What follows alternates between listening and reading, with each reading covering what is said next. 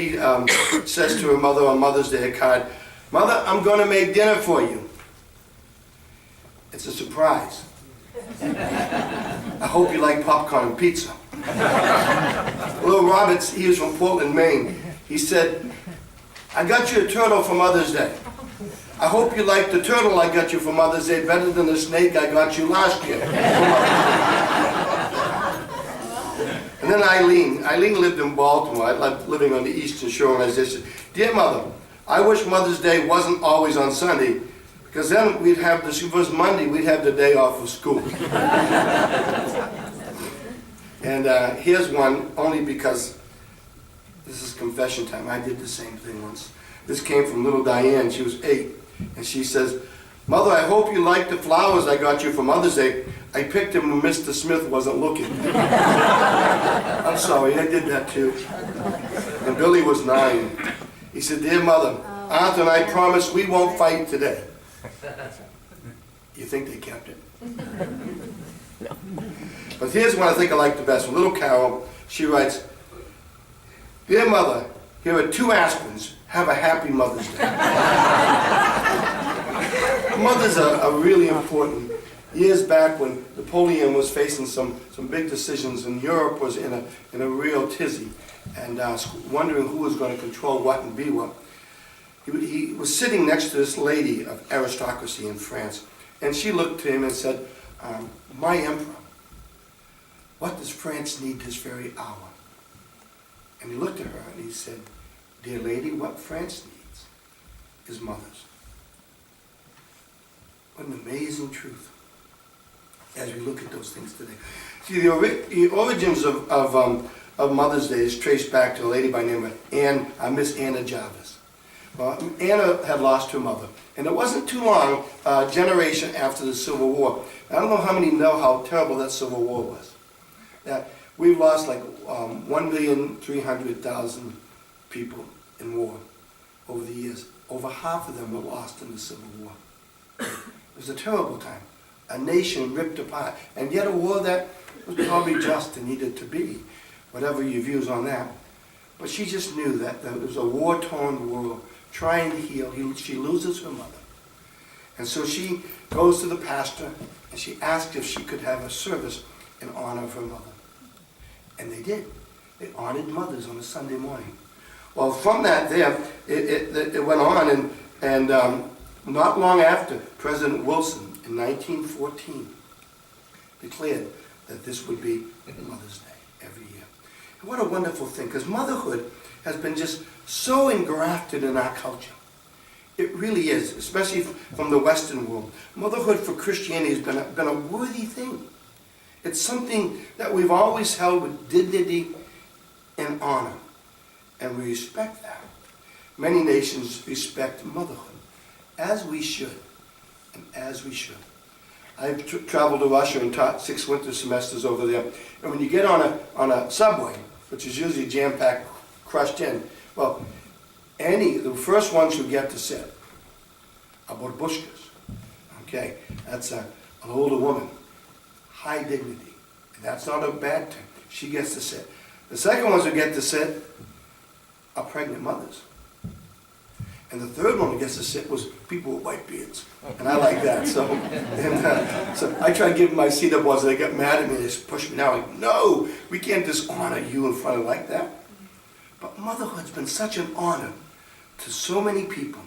In fact, Hallmark was going to a couple prisons, and they wanted to do a test. They passed out cards to the men in the men's prison and wondered how many would like to take one and write a Mother's Day card to the mother. How many men do you think took the card? All of them. All of them. They all wanted to thank their mothers. See, in our culture, we have paintings and poems and songs, and now we have a day set apart for them. Motherhood. So this has been the attitude which I believe originated with God that Cindy quoted this morning. Honor your father and your mother. It'll go well with you in the world and in this land. And those are the things we need to remember. We need to honor our mothers this day. It's a wonderful and a very good thing. Now the passage I just read for you, Paul was defending his ministry. to the Thessalonians and giving justification, reminding them.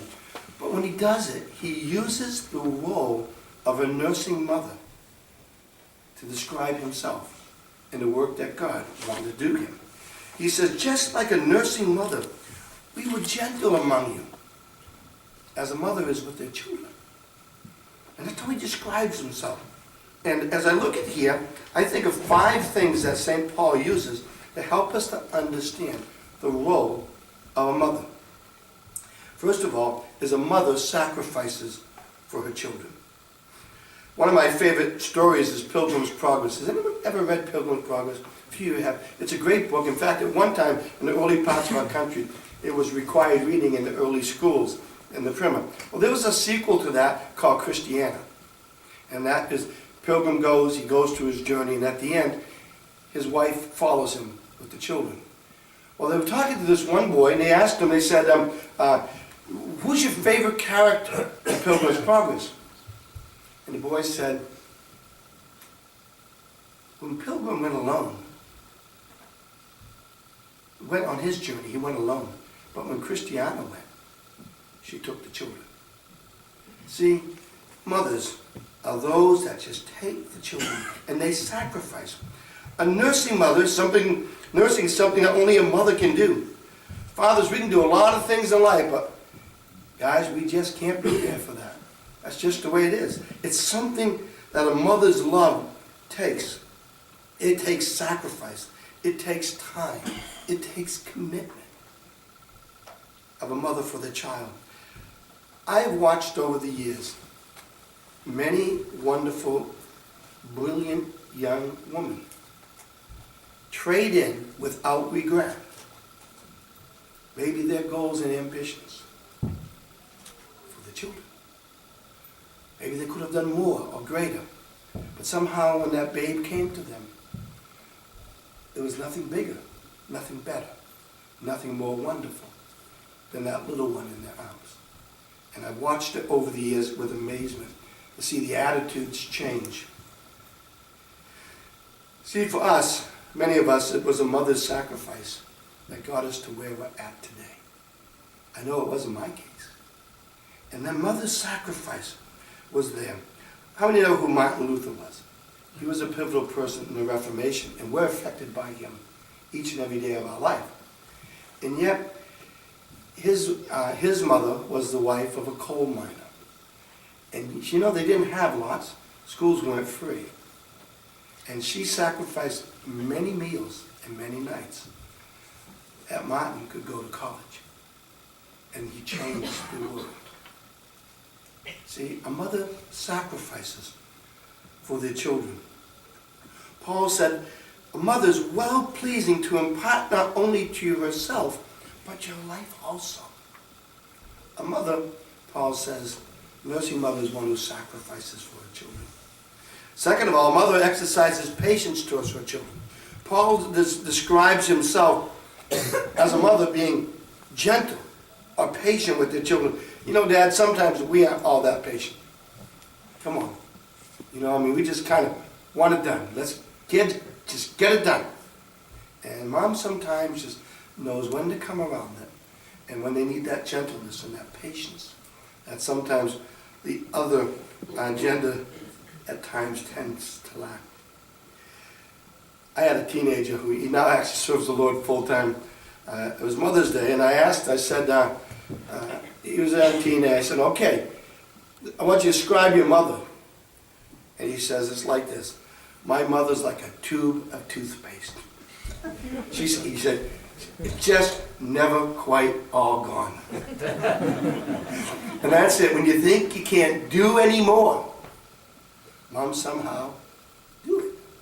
And we all know that to be true. You know, there's many stories I could give you today, but see, patience comes from love, and love believes all things. Love hopes all things. Love endures all things. See, love never fails.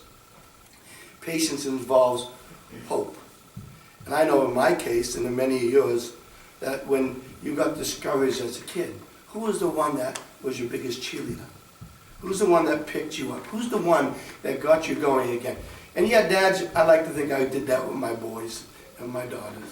But at the same time, the one who could come around you at that time, and could instill hope in you like nobody else, it was most likely your mother. Patience allows people to grow. It sees the end results. And mom looks at that little snotty-nosed, stinky diapered kid. And somehow she believes he's going to be president. Or she's going to be president. And they believe it. Because they just see something different in that child. They just have dreams and hopes. And they pour those and build them into their lives. See, the godly mother develops patience with her children, as Paul did with the church. Thirdly, the mother gives her own life for her children. She nourishes them. As Paul describes himself as a nursing mother, it's such a beautiful picture. A mom investing literally, physically, part of herself to her children, imparting to them her life. I don't think there's anything more beautiful than a nursing mother. That's just my opinion. Just a beautiful picture to think.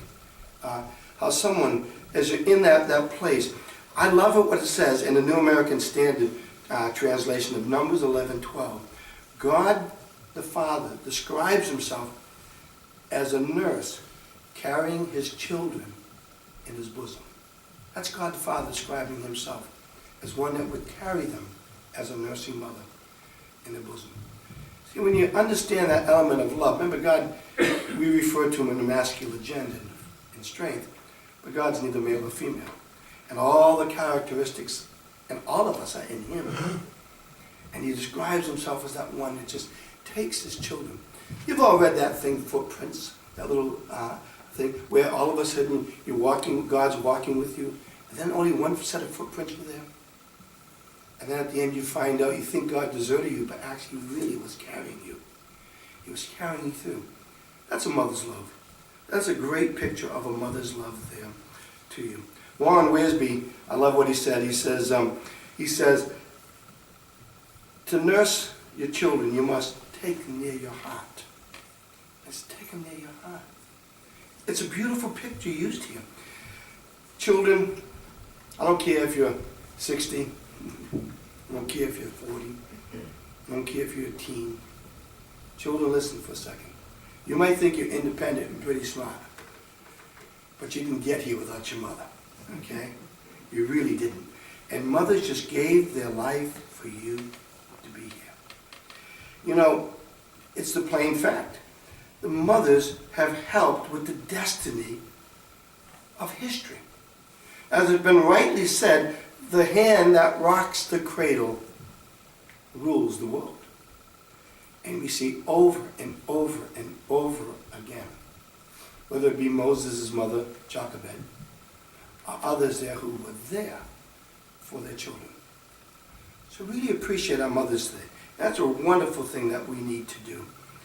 You look at Sir Walter Scott. His mother loved poetry and painting. And look what he produced. Look at George Washington, our first president. His mother was just noble and pure and diligent. And look what we got. Then you look at Nero, the great villain of Rome. His mother was a murderess. And look what we got. See, mothers, we invest our own lives into our children. Robert Morfitt was a great missionary in the history of men. And when Morfitt was getting ready to go on the mission field to serve, his mother followed him as long as she could. And she said, Robert, promise me one thing. And he said, what, mother? She said, no, you just promise me one thing. You know when people want you to promise something? And he said, Mother, you need to tell me first.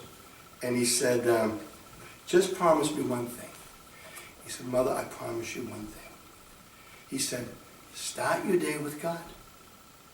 Walk with him through the day and end your day with him. And then she gave her son a kiss. And it's been said in the history books, that kiss saved a nation.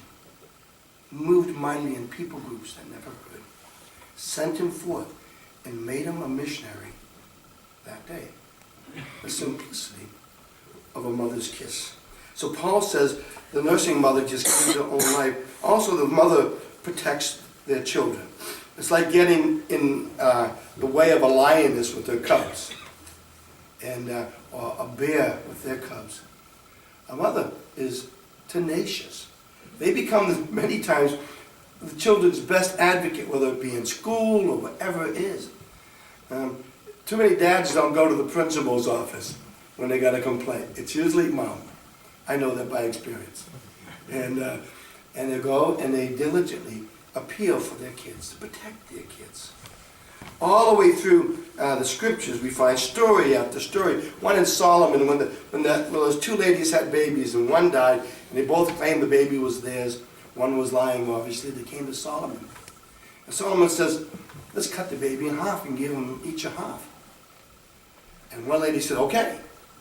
And then the real mother said, oh, no. You give her the baby. And Solomon says, I know who the mother is. Okay? A mother loves her children and will protect her children. I love the story of Eisenhower's mom. You know, when she was waiting for him to come home, and back then the newspaper was there, and they asked him, well, are you anxious about your distinguished son coming home? She said, which one? You know, she loved all her children. Susan Wesley, the mother of the Methodist Church, the strength and the pusher of the Methodist Church that won so many of our little villages through the South and the Midwest, and even here in the North. Susan Wesley loved her children very, very, very much, and she had 19 children. 19 children. I know. 11 made it to adulthood. And she was asked which one of her children does she love the most. She said, I love the one who's sick until he's well. And I love the one who's away until he's home. That's a mother's love. That's an accurate picture right here. And Paul says, mothers protect their children. And Paul was protecting the church here from great heresy, as a mother would protect his babies. They got it. If you read this chapter, he keeps saying, you know. Remember, he keeps saying that in this chapter. So he was using things they knew. So when he describes himself as a mother protecting the church, they got it. They understood what he meant. It was the Lord Jesus was crucified. As Simeon prophesied, her heart was pierced through. When her son suffered, she suffered too, in a way that only a mother can suffer in that way. Think of a story of a lady by the name of Teddy who protected her son. The son was in prison for murdering a police officer in Chicago, where she believed her son's innocence. And she believed and believed and believed. And all of a sudden, this is back in the 1940s, she puts a reward up. A reward was put up for $5,000. It would be about $100,000 for the finding the real person who killed that officer. Well, the reporter of the Chicago Tribune was so impressed that someone would do that. He followed the story and he came to this little house in the middle of the city, a little house, a little apartment. And he went there to interview this mother. And he said, where did you come up with that money? And Tilly was an interesting lady. She said, for 11 years, 8 hours a day, 6 days a week, 3,500 nights, I spent on an extra job scrubbing the floor in order that I would be able to release my son. Well, the reporter was so enthralled with this mother. He checked the facts out and he found out that this man was innocent. The Supreme Court of the state of Illinois released him. And he came home and mother baked him a birthday cake. He just watched her son eat it. See, mothers protect their children, Paul says. And that's what they do. Lastly, mothers labor for their children, and I don't need to say too much for them. You know, I'm very, very thankful today for for having my mother-in-law with me, Joyce. I mean, she's an amazing woman, and my wife is also. But, you know, I think of her as, when I met her again a few years back, that, you know, she raised two beautiful daughters, and they're wonderful. They're very well accomplished in what they've done. But she raised them with great roots and gave them wings. She never held them back. And she just let them succeed and excel and live their life. That's a mother's love, you know. That's a mother's love. We're so thankful that we're all back together and this part of our life. But that's what she did. And that's what mothers do. You know, somehow they don't keep scores or keep count. They just kind of keep giving and giving and giving. Like an ever-ready bunny, just keeps going and going. And mothers are like that. And I'm so thankful. They labor for their kids. What we read today in Proverbs 31 was a picture of Solomon praising his mother. And whether she did all those things, I'm not sure. I'm exhausted reading all that she does in Proverbs 31. But that's how he saw his mom. And he says, it's wonderful when your children rise up and call you blessed or blessing. And children, I'm going to tell you, every once in a while you need to say, Mom, you're okay. You're really okay. And I don't care if your mother's 90. Tell her, you're okay. We love you. We're blessed by you. And that is a mother's love. She keeps that home in such a way. A keeper of a home does not just speak of the word of doing the dishes. It means keeping it together. Our English language has some interesting words. We have the word husband. You know where that comes from?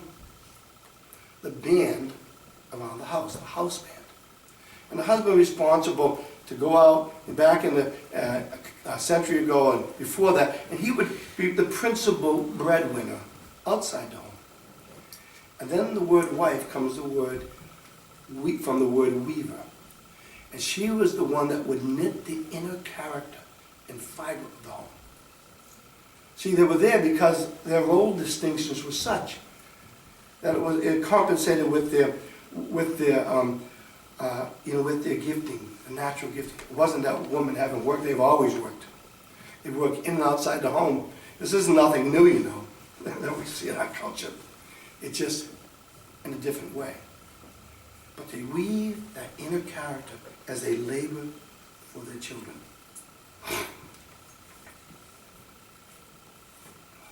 If I could get some help for 1 second. I need some help. What I've done, and I didn't preach my whole message today. What I did is I took today's message and I took some time. I'm sorry my delivery is so, and I just put it in print form for you today. Take home, moms, as a gift. And so you can look at that and maybe you can see some of the stories that I've muddled through today. And you remember to be blessed.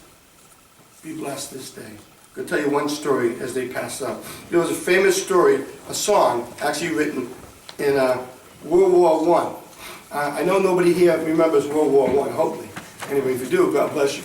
But nevertheless, this story is written, and it was a story about a man named soldier named Jim. And it was his mother was telling a friend as they stood by the sidewalk watching them march down. She noticed that, you know, when the group was going right, left, left, right. Jim was going right, left, right.